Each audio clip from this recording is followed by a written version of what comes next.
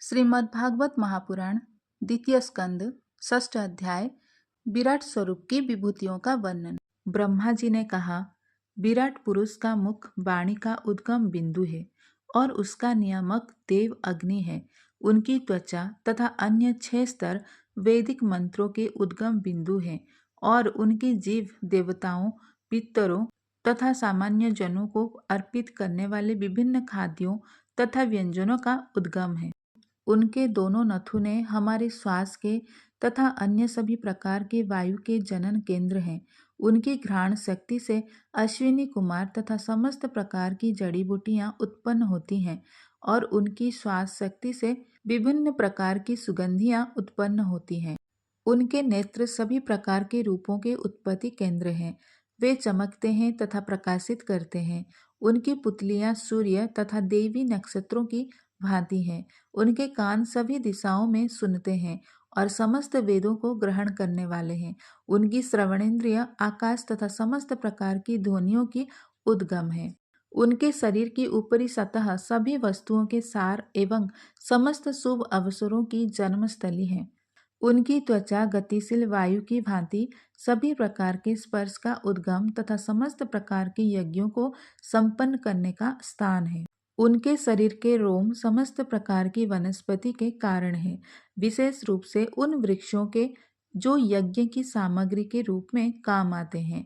उनके सिर तथा मुख के बाल बादलों के आकार हैं और उनके नाखून बिजली, पत्थरों तथा लौह अयस्कों के उद्गम स्थल हैं। भगवान की भुजाएं बड़े बड़े देवताओं तथा जन सामान्य की रक्षा करने वाले अन्य नायकों के उद्गम स्थल हैं। भगवान के अगले डग ऊर्ध्व, अधो तथा स्वर्ग लोकों के एवं हमें जो भी चाहिए उसके आश्रय हैं। उनके चरण कमल सभी प्रकार के भय के लिए सुरक्षा का काम करते हैं। भगवान के जननांगों से जल, वीर्य, सृष्टि, वर्षा तथा प्रजापतियों का जन्म होता है। उनके जननांग उस आनंद के कारण स्वरूप हैं जिससे जनन के कष्ट का प्रतिकार किया जा सकता है। हे नारद, भगवान के विराट रूप का गुदाद्वार मृत्यु के नियामक देव मित्र का धाम है और भगवान की बड़ी आंत का छोर ईर्षा, दुर्भाग्य, मृत्यु, नरक आदि का स्थान माना जाता है। भगवान की पीठ समस्त प्रकार की उद्विग्नता तथा अज्ञान एवं अनैतिकता का स्थान है। उनकी नसों से नदियां तथा नाले प्रवाहित होते हैं और उनकी हड्डियों पर बड़े बड़े पहाड़ बने हैं। भगवान का निराकार स्वरूप महासागरों का धाम है और उनका उदर भौतिक दृष्टि से विनष्ट जीवों का आश्रय है। उनका हृदय जीवों के सूक्ष्म भौतिक शरीरों का धाम है। बुद्धिमान लोग इसे इस प्रकार से जानते हैं। तथापि उस महापुरुष की चेतना धार्मिक सिद्धांतों का मेरा, तुम्हारा तथा चारों कुमारों सनक, सनातन, सनत कुमार तथा सनंदन का निवास स्थान है। यही चेतना सत्य तथा दिव्य ज्ञान का वास स्थान है। मुझसे लेकर तुम तथा शिव तक जितने भी बड़े बड़े ऋषि मुनि तुमसे पूर्व हुए हैं, वे देवतागण, असुरगण, नाग, मनुष्य, पक्षी, पशु, सरीसृप आदि तथा समस्त ब्रह्मांडों की सारी दृश्य अभिव्यक्तियां यथा ग्रह, नक्षत्र, पुच्छल तारे, सितारे, विद्युत, गर्जन तथा विभिन्न लोकों के वासी यथा गंधर्व, अप्सरा, यक्ष, राक्षस, भूतगण, उरग, पशु, पितर, सिद्ध, विद्याधर, चारण एवं अन्य विविध प्रकार के जीव जिनमें पक्षी, पशु तथा वृक्ष एवं अन्य जो कुछ हो सकता है सभी सम्मिलित हैं। वे सभी भूत, वर्तमान तथा भविष्य सभी कालों में भगवान के विराट रूप द्वारा आच्छादित हैं। यद्यपि वे इन सबों से परे रहते हैं और सदैव एक वालिसत आकार के रूप में रहते हैं। सूर्य अपने विकिरणों का विस्तार करके भीतर तथा बाहर प्रकाश वितारित करता है। इसी प्रकार से भगवान अपने विराट रूप का विस्तार करके इस सृष्टि में प्रत्येक वस्तु का भीतर से तथा बाहर से पालन करते हैं। पूर्ण पुरुषोत्तम भगवान अमरता तथा निर्भयता के नियंत्रक हैं और वे मृत्यु तथा भौतिक जगत के सकाम कर्मों से परे हैं। हे नारद, हे ब्राह्मण, इसीलिए परम पुरुष के यश का अनुमान लगा पाना कठिन है। पूर्ण पुरुषोत्तम भगवान अपनी एक चौथाई शक्ति के द्वारा समस्त भौतिक ऐश्वर्य के परम आगार के रूप में जाने जाते हैं, जिसमें सारे जीव रह रहे हैं। भगवान का धाम जो 3 उच्चतर लोकों से तथा भौतिक आवरणों से परे स्थित है, उसमें अमरता, निर्भयता तथा जरा और व्याधि से चिंता मुक्ति का नित्य निवास है। आध्यात्मिक जगत जो भगवान की 3/4 शक्ति से बना है, इस भौतिक जगत से परे स्थित है और यह उन लोगों के निमित्त है जिनका पुनर्जन्म नहीं होता।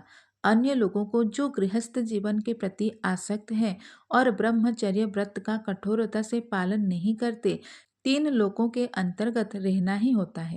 सर्वव्यापी भगवान अपनी शक्तियों के कारण व्यापक अर्थों में नियंत्रण कार्यों के तथा भक्तिमय सेवा के स्वामी हैं। वे समस्त परिस्थितियों में अविद्या तथा विद्या दोनों के परम स्वामी हैं। भगवान से सारे ब्रह्मांड तथा समस्त भौतिक तत्वों, गुणों एवं इंद्रियों से युक्त विराट रूप उत्पन्न होते हैं।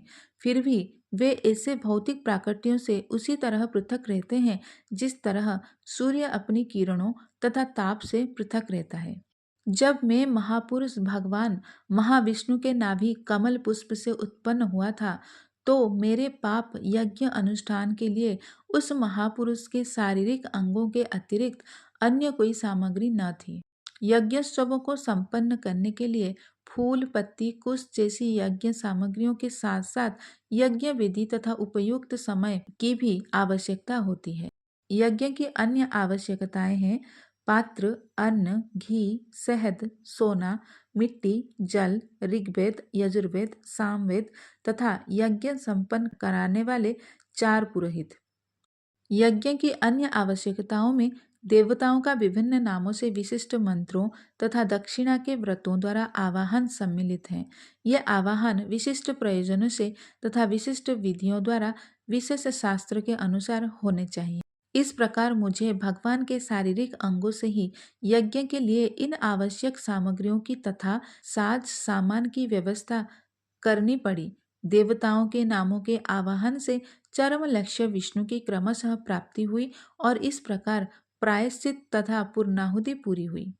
इस प्रकार मैंने यज्ञ के भोक्ता परमेश्वर के शरीर के अंगों से यज्ञ के लिए सारी सामग्री तथा साज सामान उत्पन्न किए और भगवान को प्रसन्न करने के लिए मैंने यज्ञ संपन्न किया।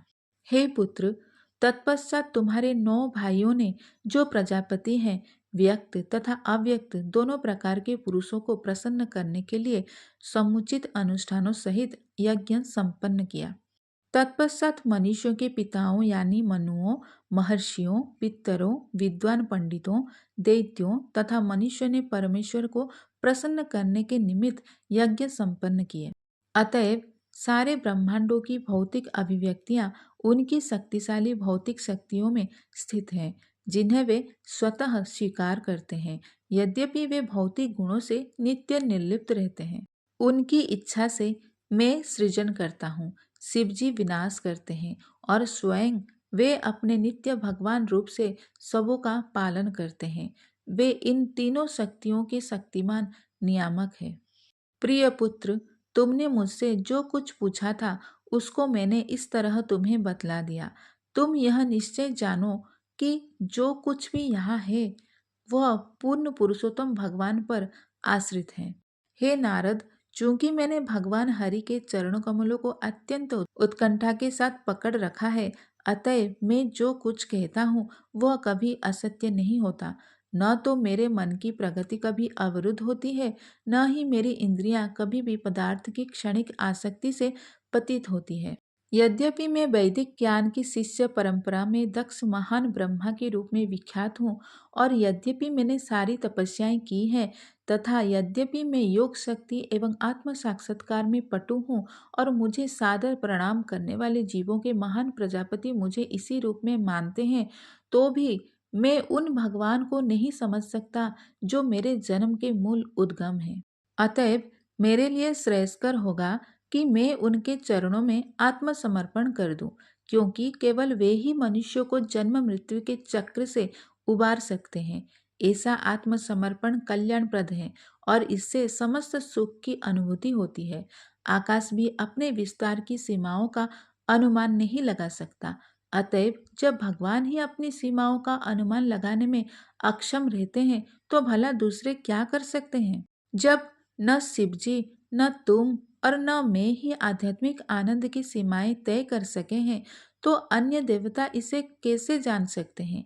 चूंकि हम सभी भगवान की माया से मोहित हैं, अतएव हम अपनी अपनी सामर्थ्य के अनुसार ही इस व्यक्त विश्व को देख सकते हैं। हम उन पुण्य पुरुषोत्तम भगवान को सादर प्रणाम करते हैं, जिनके अवतारों तथा कार्यकलापों का गायन हमारे द्वारा उनकी महिमा मंडन के लिए किया जाता है। यद्यपि वे अपने यथार्थ रूप में बड़ी कठिनाई से ही जाने जा सकते हैं। वे परम आदि भगवान श्री कृष्ण प्रथम अवतार महाविष्णु के रूप में अपना विस्तार करके इस व्यक्त जगत की सृष्टि करते हैं, किंतु वे अजन्मा रहते हैं। फिर भी सृष्टि उन्हीं से है। भौतिक पदार्थ तथा अभिव्यक्ति भी वे ही हैं। वे कुछ काल तक उनका पालन करते हैं और फिर उन्हें अपने में समाहित कर लेते हैं। भगवान पवित्र हैं और भौतिक क्लेश के समस्त कल्मश से रहित हैं। वे परम सत्य हैं और साक्षात पूर्ण ज्ञान है। वे सर्वव्यापी, अनादि, अनंत तथा अद्वय हैं। हे नारद, हे ऋषि, बड़े बड़े मुनि, उन्हें तभी जान सकते हैं जब वे समस्त भौतिक लालसाओं से मुक्त हो जाते हैं और अविचलित इंद्रियों की शरण ग्रहण कर लेते हैं। अन्यथा व्यर्थ के तर्कों से सब कुछ विकृत हो जाता है और भगवान हमारी दृष्टि से ओझल हो जाते हैं। कारणान्वशाई विष्णु ही परमेश्वर के प्रथम अवतार हैं। वे नित्य काल, आकाश, कार्य कारण, मन, तत्व, भौतिक अहंकार, प्रकृति के गुणों, इंद्रियों, भगवान के विराट रूप, गर्भोदक्षाई विष्णु तथा समस्त चर एवं अचर जीवों के स्वामी हैं।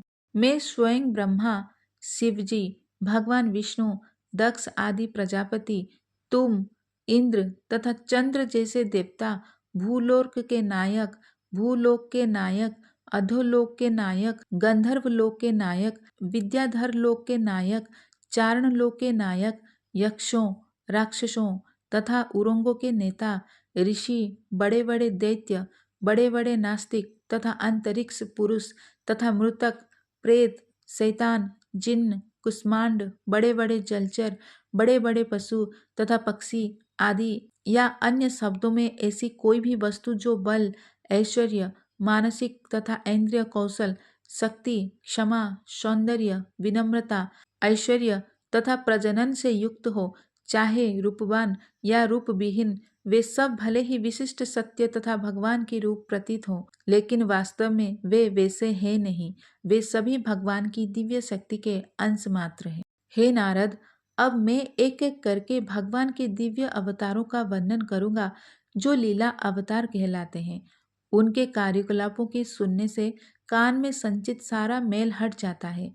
ये लीलाएं सुनने में मधुर हैं और आस्वाद्य हैं, अतएव ये मेरे हृदय में सदैव बनी रहती हैं।